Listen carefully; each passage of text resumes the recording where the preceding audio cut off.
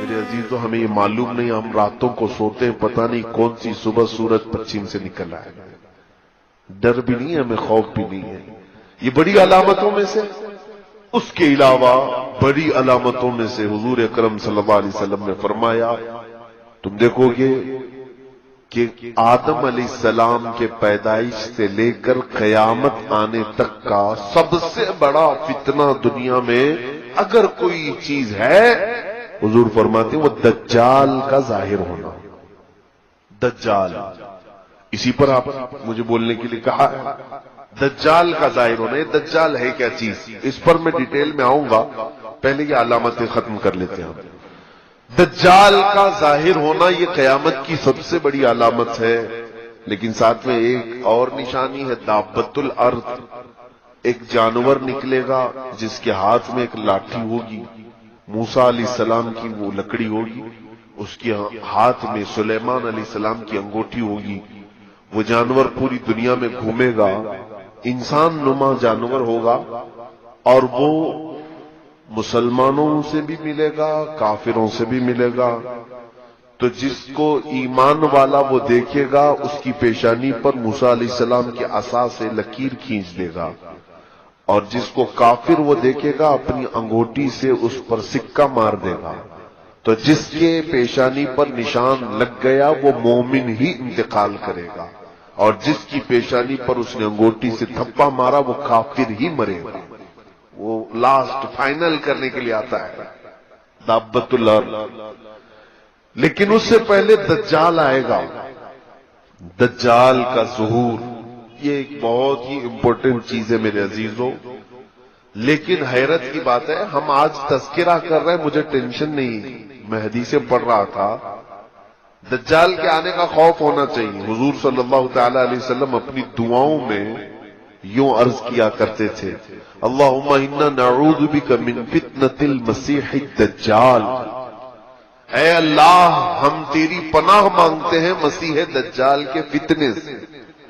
آپ بھی دعاؤں میں اس کو شامل رکھیں. فرمایا کہ جب وہ دجال ظاہر ہوگا تو اس قدر آزمائش میں مبتلا کر دیا جائے گا ایمان والوں کو، وہ 40 دن میں پوری دنیا گھوم لے گا. بہت فاسٹ ہوگا، پوری دنیا میں جائے گا، اور اس کے ایک ہاتھ میں جنت، ایک ہاتھ میں دوزخ کی شکل وہ بنا کر کے لائے گا، دکھائے گا. اصلی جنت اور اصلی دوزخ نہیں، لیکن وہ لوگوں کو یہ دکھائے گا کہ میرے سیدھے ہاتھ کی طرف دیکھو، اس میں باغیچے ہیں، لہلہاتے ہوئے باغ ہیں، اس میں نہریں ہیں، اور بائیں ہاتھ میں آگ اگل رہی ہے. اس کا منشا اور اس کا مقصد کیا ہوگا؟ وہ کہے گا مجھے خدا بولو، میرے سامنے سجدہ کرو. تو اگر کوئی اس کو سجدہ کرنے سے انکار کرے، حدیث پاک میں اس کی دونوں ٹانگیں پکڑ کر چیر دے گا اس مومن کو، یا تو پھر کھولتے ہوئے تیل میں ڈالے گا، یا پھر وہ اپنی جلتی ہوئی آگ میں ڈالے گا. بہت سخت شدت کی تکلیف دے گا. اور جو اسے خدا مان لے، اس کے سامنے سجدہ کرے، وہ اس کو اپنی جنت میں ڈال دے گا. وہ لاکھوں کی تعداد میں لوگوں کو کافر بنائے گا، لاکھوں کی تعداد. اور یہ کوئی بعید بات نہیں لگتی مجھے. کیوں؟ آج کی سچویشن میں دیکھ رہا ہوں، یہاں کوئی بابا، لٹھ والا بابا اگر جیب سے ایک سکہ نکال کر کے دے دے تو لوگ سجدہ کرنا شروع کر دیتے. ارے بڑے پہنچے ہوئے بابا ہیں، ان کے بارے میں کچھ بھی مت بولنا. تو یہاں جو باباؤں سے بہک جاتی ہے پبلک، وہ دجال سے کیسے نہیں بہکے گی؟ دجال تو بہت بڑے بڑے کارنامے کر کے دکھائے گا. وہ خالی سکے نکال کر کے نہیں، میرے عزیزو، حدیث پاک میں ہے، وہ آسمان سے بارش برسا کے دکھائے گا، زمین سے سبزہ اگا کے دکھائے گا. یہ کہے گا کہ میرے حکم سے بارش برستی ہے، میرے حکم سے زمین سبزے اگاتی ہے، تو مجھے خدا مانو. تو لوگ، ظاہر سی بات ہے، آپ بارش برسانا اللہ کا کام ہے، زمین سے سبزے اگانا اللہ کا کام ہے. تو بہت سارے لوگ یہی کہیں گے کہ خدا ہمارا زمین پر اتر پڑا، چلو اسی کی عبادت کرو.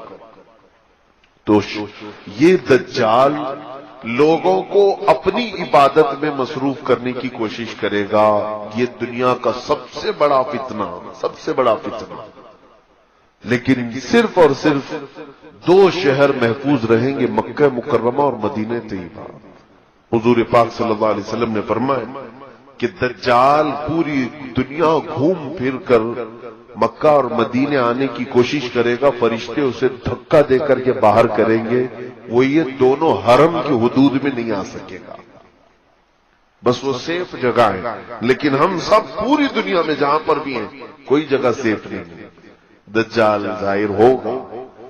اب میں یہ بھی بتاؤں کہ حدیثوں میں اس کا ذکر کہاں سے ہے۔ بعض لوگ کہتے ہیں قرآن میں نہیں ہے، لیکن صحیح احادیث کریمہ میں موجود ہے۔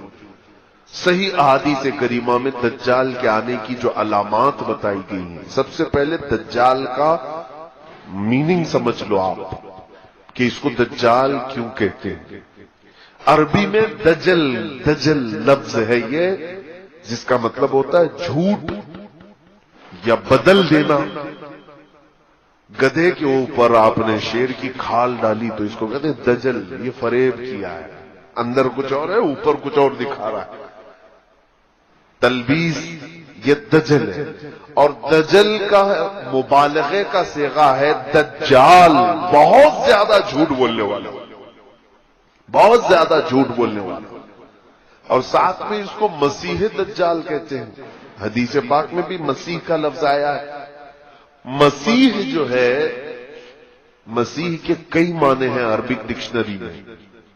ایک معنی یہ ہے کہ ہاتھ پھیرنے والا، ایک معنی ہے شفا دینے والا، ایک معنی ہے کہ لوگوں کو دعا کرنے والا، عافیت دلانے والا، ایک معنی یہ بھی ہے کہ جھوٹ بولنے والا۔ مسیح کے کئی معنی ہیں، لیکن اب میں آپ کو بتاؤں مسیح دجال کون ہوگا، کیسا ہوگا، کب آئے گا۔ 3 پوائنٹ پر آپ مجھ سے بات سنیں، اور اس کے آنے سے پہلے کیا ہو گئے، چوتھا پوائنٹ ہے، اور وہ بہت ضروری ہے۔ دجال، حضور صلی اللہ تعالی علیہ وسلم نے فرمایا وہ ایک آنکھ کا ہے، کانا دجال۔ بعض لوگ اس تشویش میں مبتلا ہیں، کچھ لوگ مجھے کہنے لگے اسرائیل میں ایک آنکھ کا بچہ پیدا ہوا ہے، اس کی فوٹو بہت وائرل ہو رہی تھی، کہا کہ دجال پیدا ہو گیا، دجال پیدا ہو گیا۔ تو سوال میرے پاس یہ آیا کہ دجال پیدا ہوگا یا کہیں سے نکلے گا۔ حدیث پاک ہے ابو داؤد شریف کی، دجال پیدا نہیں ہوگا، وہ آلریڈی ابھی ہے، کسی جزیرے میں ہے۔ حضور پاک صلی اللہ تعالی علیہ وسلم ایک دن مسجد نبوی شریف میں تاخیر سے عشاء کی نماز پر آئے۔ یہ حدیث حضرت فاطمہ بنت قیس رضی اللہ تعالی عنہا سے مروی ہے، اور یہ حدیث غالباً مسلم شریف یا ابو داؤد شریف کی، لیکن سیاہ ستہ میں حدیث موجود ہے۔ حضور تاخیر سے آئے، صحابہ نے پوچھا یا رسول اللہ صلی اللہ علیہ وسلم عشاء میں اتنی تاخیر سے آپ تشریف لائے؟ کہا ہاں، مجھے تمیم داری کی بات نے روک لیا تھا۔ تمیم داری پہلے ایک عیسائی عالم تھے، بعد میں مسلمان ہوئے، صحابی ہیں۔ ان کا ایک بڑا لمبا واقعہ ہے، آپ اس کو سن لینا علماء کرام سے، میرے پاس اتنا وقت نہیں ہے۔ تمیم داری یہ سفر پر تھے، ایک مرتبہ کسی جزیرے میں یہ پھنس گئے، تو انہوں نے حضور صلی اللہ تعالی علیہ وسلم کو ایک واقعہ بتایا کہ سمندر کے سفر میں جہاز جو ہے بہک گیا اور ہچکولے کھاتے ہوئے غرق ہونے کے قریب تھا، لیکن ایک جزیرے میں پتہ نہیں کہاں پر، جزیرہ سمجھتے ہیں نا، آئی لینڈ، بیچ میں سوکھی جگہ اور چاروں طرف سے پانی ہو، اس کو آئی لینڈ جزیرہ کہتے۔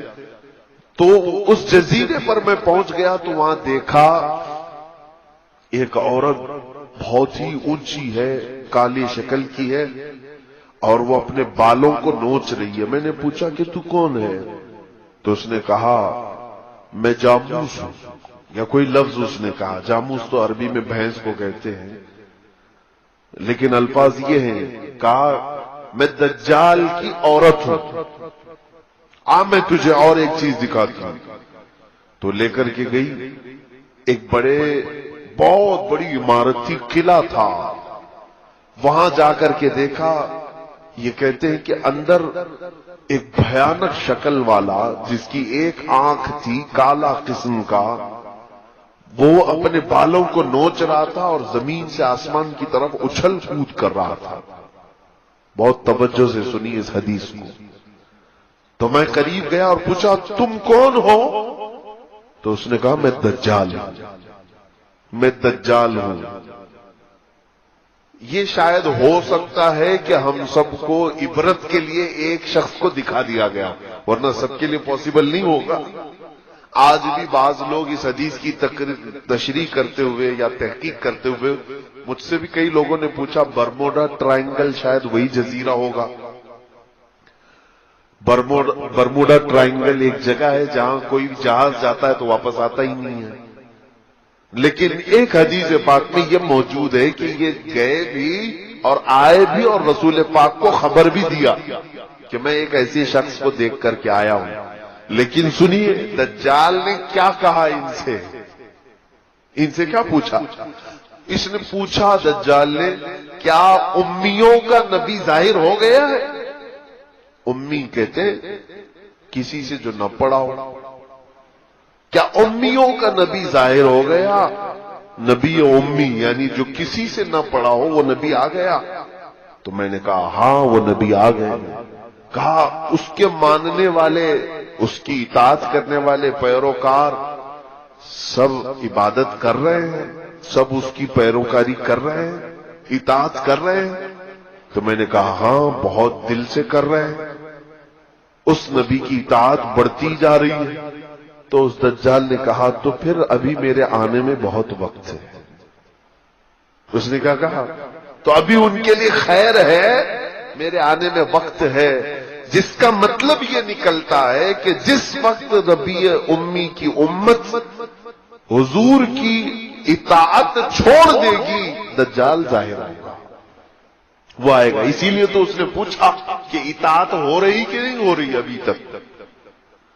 یہ ایک حدیث پاک ہے۔ اس کے علاوہ کئی حدیثیں ہیں جو میں ہو سکے تو کسی بک میں کوٹ کر کے بتا دوں گا۔ مجھے معلوم ہے میں نے اپنے بھائیوں سے کہا تھا، بچوں سے جنہوں نے پروگرام ارینج کیا ہے، جتنے ایجوکیٹڈ لوگ بیٹھے ہوئے ہیں سب کے ہاتھوں میں ایک نوٹ بک ضرور تھمائیں اور ایک قلم، میری تقریروں کو نوٹ کرتے جائیں، جو چیز اچھی لگے اس کو کوٹ کریں۔ دیکھیں یہ روایتی جلسہ نہیں ہے، آپ جو راتوں میں چلا چلی والے جلسے کرتے ہیں، میں ایک چاہتا ہوں کہ کوئی بیداری اور آپ کے اندر علم کی ایک طلب اور تشنگی اور بڑھتی جائے اور کچھ فائدہ لے کر کے جائیں۔ اس کے لیے یہ ضروری ہوتا ہے کہ آپ تقریر سن کر کے واہ واہ سبحان اللہ نعرے لگا کر سو نہ جائیں، بلکہ اس کو یاد رکھیں اور دوسروں تک پہنچانے کی کوشش کریں کہ میرے پاس ایک ایجوکیشن یہ آیا ہے، تو بھی میرے بھائی سن لے۔ اسی لیے ہم نے یوٹیوب کے چینل وغیرہ چلائے، صرف واحد ہمارا مقصد یہی ہے کہ علم چھپایا نہ جائے، دوسروں تک پہنچ جائے۔ اب دجال کے متعلق یہ بات سنیے۔ ایک حدیث پاک یہ ہوگی، سیدنا ابو بکر صدیق رضی اللہ تعالیٰ عنہ سے بھی حدیث پاک ہے، یہ مسلم شریف کی حدیث میں موجود ہے کہ آپ نے فرمایا کہ حضور صلی اللہ تعالی علیہ وسلم نے دجال کا ذکر فرمایا اور ارشاد فرمایا وہ مشرق کی طرف سے ظاہر ہوگا۔ تو پوچھا کہ مشرق کدھر؟ کہا خراسان کی طرف۔ خراسان جانتے ہیں؟ خراسان یا افغان اور ایران کے علاقے کو خراسان کہتے ہیں۔ تو یہاں سے بھی ٹینشن ختم ہو گیا، کچھ لوگ جو ہے عرب سے کہہ رہے ہیں، امریکہ سے نہیں، ضروری نہیں، حدیثوں میں مشرق کا لفظ آیا اس طرف سے آئے گا۔ تو جب بھی آئے گا اس کے آنے سے پہلے کیا ہوگا؟ میں نے 2 پوائنٹ تو پہلے بتا دیے تھے، کون ہے اس کے بارے میں نے بتایا، وہ سب سے زیادہ جھوٹا ہوگا، یعنی جو خدا ہی بن کر کے آیا ہے اس سے بڑا جھوٹا کون ہو سکتا ہے۔ دوسری چیز یہ ہے کہ وہ کیسا ہوگا، وہ بتایا حضور صلی اللہ علیہ وسلم نے کہا ایک ہی آنکھ ہوگی اس کی اور کانا ہوگا، اسی لیے اس کو کانا دجال بھی کہتے ہیں، اور وہ 40 دن میں پوری دنیا گھومے گا۔ اچھا اب تیسری بات یہ ہے وہ کب آئے گا، اس کی ایک بات یہ ہے کہ حضرت ابو بکر صدیق نے پوچھا یا رسول اللہ صلی اللہ علیہ وسلم وہ کب آئے گا؟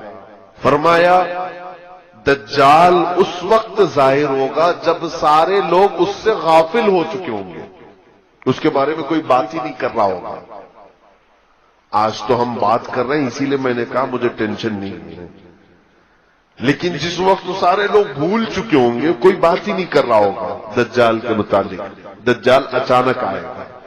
لیکن میرے عزیزوں، ہمارا ایک بات کرنا بھی کافی نہیں ہے، میجورٹی آج دجال کے متعلق گفتگو نہیں کرتی۔ صحیح بات ہے، علماء کرام کو میں بلیم نہیں کر رہا، میں علماء کی توہین نہیں کرنا چاہتا، نہ میں علماء کی بے ادبی کرنا چاہتا ہوں، لیکن آج ہو سکتا ہے یہ مصلحت ہوگی۔ میں نے کثرت سے علماء کو دیکھا دجال کے متعلق یا اس ٹاپک پر نہیں بول رہے، شاید یہ حدیث پاک میں اسی لیے کہا گیا جس وقت سارے لوگ بھول چکے ہوں گے دجال کو، تب دجال آئے گا۔ تو بھول گئے ہیں، آج دوسرے سارے ٹاپک پہ ہم گفتگو کرتے اس پر نہیں۔ جب تک دجال سے لوگوں کو ہم ڈراتے رہیں گے، اس کے فتنے سے پناہ مانگتے رہیں گے لوگ، وہ نہیں آئے گا، وہ نہیں آئے گا۔ اب اس کے آنے سے پہلے کیا ہوگا، یہی میرا ٹاپک ہے۔ فرمایا گیا کہ جھوٹ کو سچ کر دیا جائے گا اور سچ کو جھوٹ بنا دیا جائے گا۔ پوری دنیا میں آج اس مشن پر پورا بہت بڑے پیمانے پر کام ہو رہا ہے، جھوٹ کو سچ بنا دو اور سچ کو جھوٹ بنا دو۔ اور اس میں سب سے بڑا اگر کوئی رکن ہے دجال کا تو وہ میڈیا ہے۔ اسی لیے میں اپنی تقریروں میں ہمیشہ یہ کہتا ہوں، لوگ گودی میڈیا کہنے لگے، گودی میڈیا نہیں، ان کو دجالی میڈیا کہو۔ دجال کے پلان پر عمل ہو رہا ہے، یعنی جتنا جھوٹ ہے اس کو اتنا مسالہ لگاؤ، اتنی بار بولو کہ سچ لگنے لگ جائے، اور کسی سچ کو اتنا چھپا دو کہ لوگ بھول جائیں کہ وہ کوئی جھوٹی بات ہوتی۔ یہ آج ہو رہا ہے کہ نہیں ہو رہا ہے؟ اور گناہوں کو سجا کر کے پیش کیا جائے گا کہ نئی نسل کو یہ لگے گا کہ یہ نیکی کا کام ہے۔ آج سود کو انٹرسٹ کا نام دیا گیا، فائنانس کا نام دیا گیا، نئے نئے نام دے رہے ہیں۔ گناہ تو وہی ہے نا، شراب کو الگ الگ نام دیے جائیں گے سجا کر کے۔ بہت سارے نوجوان ہیں ہمارے کہتے شراب نہیں پیتے، بیئر پی رہے ہیں۔ بیئر کیا چیز ہے میرے عزیزوں؟ نام بدلنے سے کوئی چیز کی حرمت نہیں بدلتی، نئے نئے نام۔ ایک بار میں پلین میں تھا، ایک ایئر ہوسٹس آئی، اس نے ایک کین دیا تو سب کو دے رہے تھے، کہا یہ کریزی واٹر ہے۔ کریزی واٹر یہ کیا چیز ہے؟ لوگ اس کو کریزی واٹر کہہ رہے تھے۔ دوسرے ہمارے ساتھ جو تھے وہ لیے پی رہے تھے۔ میں نے پوچھا کہ وائن ہے، شراب ہے؟ کہا نہیں، کریزی واٹر۔ میاں کریزی واٹر کا مطلب کیا ہوتا ہے؟ کیا پانی پاگل ہوتا ہے؟ کوئی پاگل پانی؟ کریزی واٹر کا مطلب؟ تو بغل والے نے کہا کہ یہ وائٹ الکوہل ہے، یعنی شراب جس طرح رنگیلی ہوتی ہے اس کو بالکل پیوریفائی کر دیا گیا ہے، اور اتنا ریفائن کر کے جیسے پانی ہوتا ہے ویسی پانی کی طرح اس کو بنا دیے ہیں، لیکن ہے شراب، ہے شراب لیکن بالکل پانی کی طرح بنایا گیا، اس کو کریزی واٹر کہہ رہے ہیں۔ میرے عزیزوں، اس دن مجھے یہ سمجھ میں آیا کہ یہی دجال کے آنے سے پہلے جو مخبر صادق صلی اللہ علیہ وسلم نے بیان فرمایا، ہر باطل چیز کو سجا کر کے دنیا میں پھیلا دیا جائے گا۔ آج اس مشن پر سب سے زیادہ کام ہو رہا ہے۔ میں آپ کو اب یہ بات بتاؤں گا کہ مولانا آپ یہ دجال کے متعلق کہہ رہے ہیں کہ دجال کے آنے سے پہلے یہ ساری چیزیں ہوں گی، لیکن کون کر رہا ہے؟ میں یہ بھی بتا دوں، دجال کے آنے کا جتنا ہمیں خوف ہے، ہمیں ڈر ہے کہ نہیں ہے؟ حضور نے فرمایا کہ اس کے فتنے سے ڈرو، کہ وہ بہت بڑا فتنہ ہے، کتنوں کو بے ایمان کر دے گا، کافر بنا ڈالے گا۔ میں ابھی شروع میں ہی یہ بات کہا نا، ہم پتہ نہیں ہمارے سامنے چھوٹی بڑی چیزیں اچھمبے والی ہوتی ہیں تو ہم دل دے بیٹھتے ہیں لوگوں کے پیچھے، دیکھتے نہیں کتنے ایسے ڈھکوسلے پیروں کے پیچھے پھر رہے ہیں۔ اچھے پیروں کی بات نہیں کر رہا ہوں، ہمارے علاقے میں بہت سارے ایسے ہیں ساؤتھ سائڈ میں جو ایک وقت کی نماز نہیں پڑھتے، عورتوں سے اپنے جسموں کی مالش کرواتے ہیں، ان کے ہزاروں مریدین ہیں۔ ایک بابا ہے، اس کو دودھ سے لوگ نہلاتے ہیں، عورتیں نہلاتی ہیں، اس نے تو اپنے گھر کے سامنے کعبہ تک بنا ڈالا ہے، کعبہ تک بنا ڈالا ہے۔ کیوں ان کے پیچھے پبلک ہے؟ میں نے پوچھا کہ تم پاگل ہو، مسلمان ہو، سامنے وہ شرک کر رہا ہے، اس کے پیچھے پڑے ہو؟ کہا نہیں، تمہیں معلوم نہیں بابا کے چمتکار کیا کیا ہے۔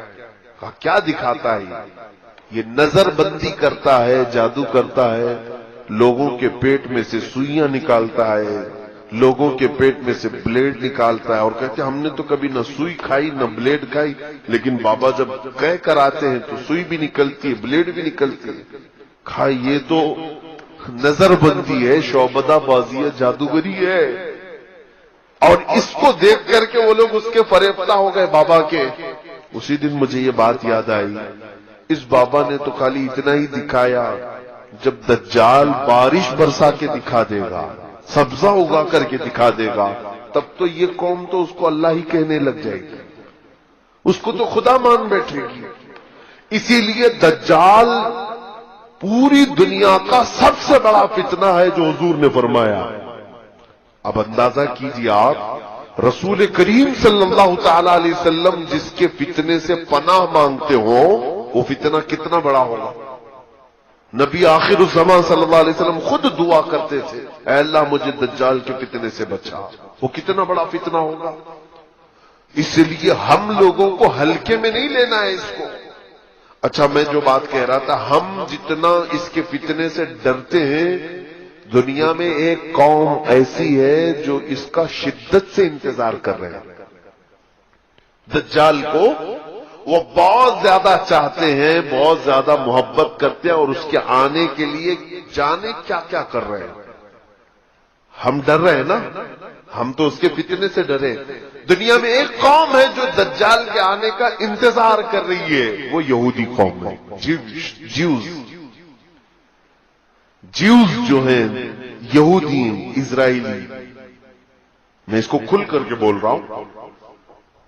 ایک بات مجھے معلوم ہے، میرے استاد مصر میں انہوں نے بتایا بھی تھا کہ یہودی اس وقت دنیا میں اتنے منصوبے بناتے ہیں، اور ان کے خلاف جو بولتا ہے اس کو یا تو مار ڈالتے ہیں، یا اس کے خلاف ایسی سازشیں رچتے ہیں کہ وہ بند ہو جائے، قید ہو جائے، یا تو پھر اسے خرید لیتے ہیں۔ یہ تو میں تقریباً 10 سال سے بول رہا ہوں۔ مجھے اس بات کا خوف نہیں ہے، جس وقت تک اللہ نے زبان رکھی ہے میں امت محمدیہ کو حضور کی امانت سپرد کر کے رہوں گا۔ جب اللہ کو منظور ہو وہ میری زبان بند کرا دے، اور رب تبارک و تعالیٰ کے چاہے بغیر کچھ نہیں ہوتا۔ اس بات کو سن کر کے چلے۔ اگر کسی کو سننے میں اور محفل میں بیٹھنے سے ڈر لگتا ہے کہ یہ کوئی ہاٹ ہارر ٹاپک ہے، تو خدا حافظ کہہ سکتے ہیں، اپنے بستر پہ جا بھی سکتے ہیں۔ میری طرف سے کوئی زور زبردستی نہیں ہے بیٹھنے کی، لیکن اگر کسی کو کچھ نالج لینا ہے تو بیٹھ سکتے ہیں۔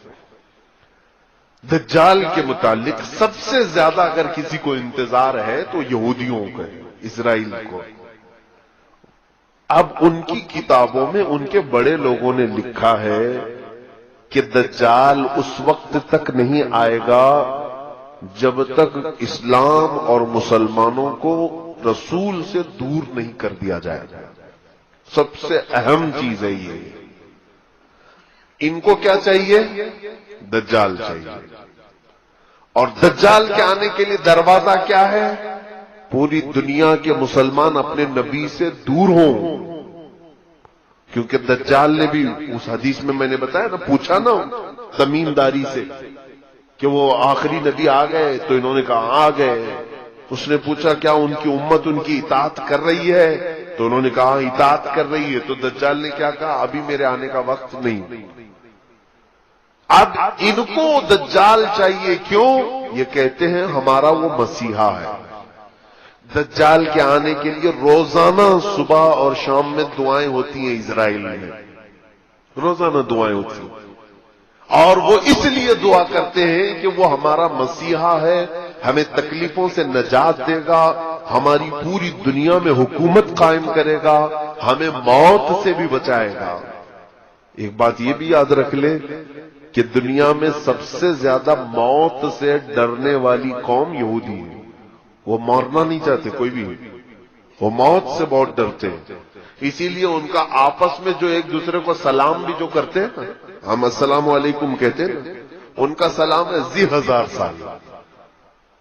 فارسی میں یہ ہے ذی 1000 سال، تفسیر میں لکھا ہوا ہے یہودی آپس میں ایک دوسرے کو سلام بھی کرتے ہیں تو یوں کہتے ہیں جیو 1000 سال، جیو 1000 سال۔ قرآن میں پہلے پارے میں اللہ نے فرمایا ہے لو یعمر 1000 سنۃ وما هو بمزحزحہ، یعنی اگر ان کو 1000 سال کی عمر بھی دے دی جائے تب بھی وہ مرنا پسند نہیں کرتے۔ اور اللہ تعالیٰ نے ان کے رد میں جتنی آیتیں نازل فرمائی، یہ کہتے ہیں ہم اللہ کے بیٹے ہیں، ہم اللہ کے محبوب ہیں۔ پوری دنیا کیچڑ سے بنائی گئی ہے اور ہم کو جنت کی مٹی سے بنایا گیا ہے۔ پوری دنیا کو جانوروں کے پخانے سے زیادہ گندی چیز سے بنایا گیا ہے، اور ہم شعب اللہ المختار ہیں، اللہ کی پسندیدہ قوم ہے۔ کون کہتا ہے؟ یہود، جیوز۔ یہ ایک مٹھی بھر قوم ہے۔ انہوں نے جو عقیدے بنا رکھے ہیں وہ یہ ہے کہ دنیا کی سب سے افضل ترین قوم ہم ہیں، ہمارا ہی حق ہے دنیا میں، ہر چیز پر ہمارا قابو ہونا چاہیے، اقتدار ہمارا ہونا چاہیے۔ یہ قوم ایسی ہے، یہ پوری دنیا میں کہتے تھے وقالت الیہود نحن ابناء اللہ واحباؤہ۔ قرآن میں اللہ نے فرمایا یہ کہتے ہیں ہم اللہ کے بیٹے ہیں، ہم اللہ کے محبوب لوگ ہیں، سب سے زیادہ پیارے ہیں۔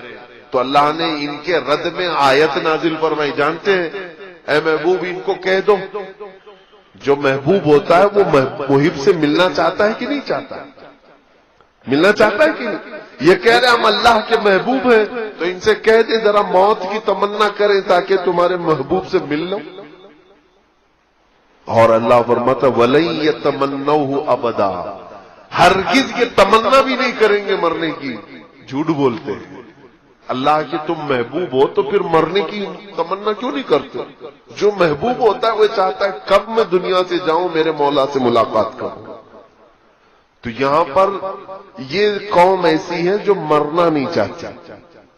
جو امپورٹنٹ بات ہے وہ میں آپ کو بتا دوں، بہت زیادہ مسئلہ پھیلانے سے کوئی مطلب نہیں ہوگا، کل خلاصہ ملا کر کے میں آپ کو بتا دوں کہ دنیا میں اتنا اتھل پتل یہ کیوں مچائیں۔ سب کو اب تقریباً نوجوانوں کو معلوم ہو چکا ہے الومیناتی کیا ہے، فری میسن کیا ہے، اور پھر یہ جتنی ان کی تنظیمیں ہیں، خفیہ تنظیمیں، یہ کیا ہیں۔ سیکریٹ اب تو کچھ نہیں رہ گیا، یہ سب پورا ظاہر ہو گیا۔ 1 آئی، یہ ایک آنکھ کی علامت کیا ہے، ٹرائنگل کیا ہے، 66 کیا ہے، یہ سب یہودیوں نے بنائی ہوئی علامت سے۔ میں بہت سرسری انداز میں جا رہا ہوں کیونکہ پڑھا لکھا طبقہ بیٹھا ہوا ہے، اور اگر نہیں معلوم ہے تو میرے ان اشاروں پر آپ انٹرنیٹ میں سرچ کرو اور معلوم کرو کہ یہ چیزیں کیا ہیں۔ یہودیوں کی خفیہ تعلیمات ہیں۔ لیکن آپ یہ ہم سے پوچھیں گے آخر یہ کیوں ایسا کر رہے ہیں، ان کو کیا فرق پڑتا ہے، ہمارے پیچھے کیوں پڑے؟ پوری دنیا میں یہ نظام کیوں چینج کرنا چاہتے ہیں، کیوں پوری دنیا کو رد و بدل کرنا چاہتے ہیں؟ ایک ہی ان کا مقصد ہے، کیا ہے جانتے ہیں؟ یہ مرنا نہیں چاہتے، موت ان کو پسند نہیں ہے، اور یہ ہمیشہ جینا چاہتے ہیں۔ دنیا کی ہر چیز پر کنٹرول کر لیا لیکن موت پر کنٹرول نہیں ہو پا رہا۔ اب موت کس کے ہاتھ میں ہے؟ کس کے ہاتھ میں؟ اللہ رب العزت۔ ان کو بھی معلوم ہے، ان کو بھی معلوم ہے موت اللہ کی طرف سے آ رہی ہے، تو کیوں نہ ہم ڈائریکٹ اس اللہ کو ہی ختم کر دیں، معاذ اللہ رب العالمین۔ یہ پلاننگ ہے، اور یہ میں کہہ نہیں رہا ہوں، آلریڈی یہ پہلے ہو چکا ہے۔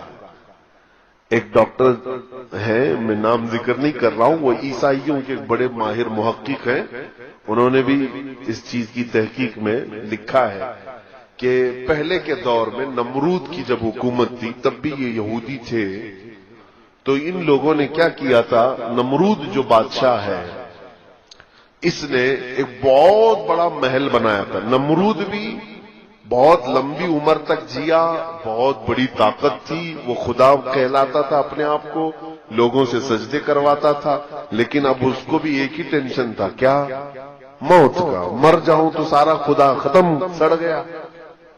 اس کو بھی موت نہیں چاہیے تھی. اس نے کیا سوچا، پوری دنیا پر میرا کنٹرول، پورے لوگ میرے سجدہ کر رہے ہیں، تو کیوں نہ میں پوری پبلک کو ملا کر کے فوج بنا لوں اور اس خدا سے لڑ لوں. ایک بار ٹرائی کر کے دیکھتے ہیں. اس خدا کو مار کے گرا دیں گے تو پھر اب موت حیات سب ہمارے ہاتھ میں آ جائے گی. یہ پلاننگ اس وقت اس نے کیا تھا. یہ ہماری کتابوں میں نہیں ہے، لیکن پرانی دوسری مقدسات میں موجود ہے.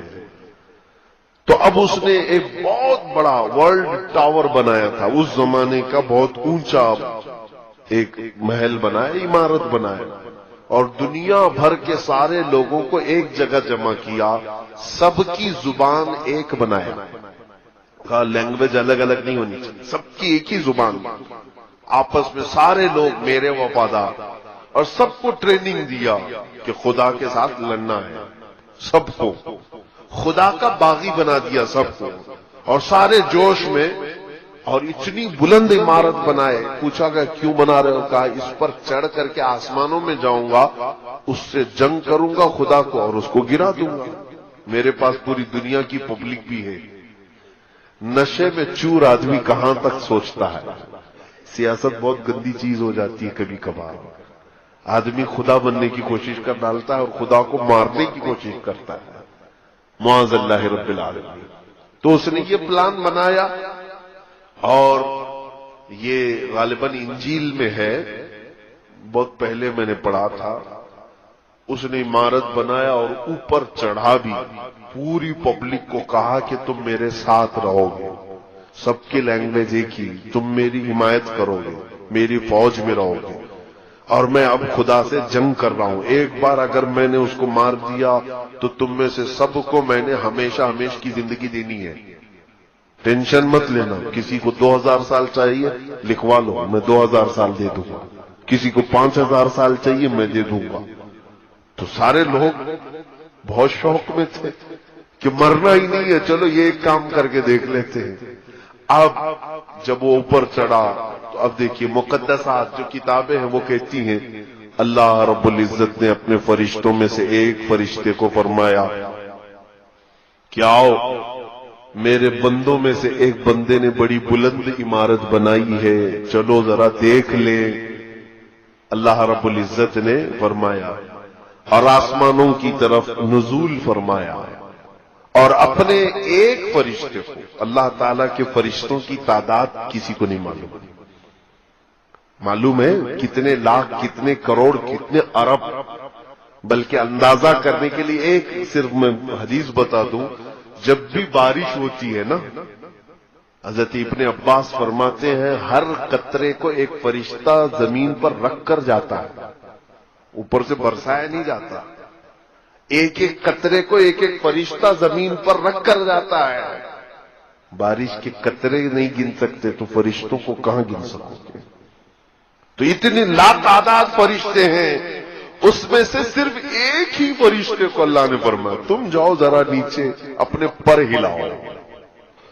وہ فرشتہ نیچے آیا. جبرائیل کو نہیں بھیجا، میکائیل کو نہیں، اسرائیل کو نہیں، بڑے مقام والے فرشتے، ایک فرشتے کو بھیجا، اور وہ فرشتہ نیچے زمین پر آیا. اس نے صرف اپنے پر ہلایا تھا کہ یہ پوری دنیا غرق ہو گئی، اس کا سارا محل ڈھہ گیا، نمرود تباہ ہو گیا. اور اس کے بعد پھر یہ جتنے لوگ بچے تھے، کچھ اکثر تو مر گئے، جتنے بچے تھے اللہ نے فرمایا ان کی سب کی زبان کو الگ کر دو.